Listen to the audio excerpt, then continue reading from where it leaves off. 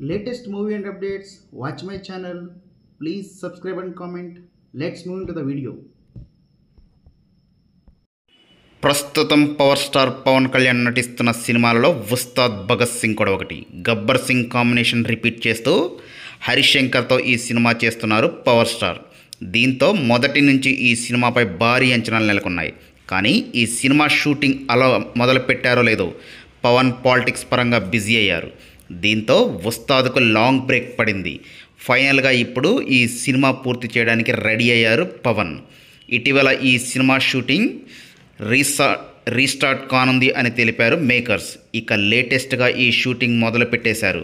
June 10 నుంచి Hyderabad aluminium ఫ్యాక్టరీలో Ustaad shooting పునఃప్రారంభం అయినట్లు సమాచారం. ప్రస్తుతం పవన్ కళ్యాణ్ లేని సన్నివేశాలతో షూటింగ్ ప్రారంభించారు.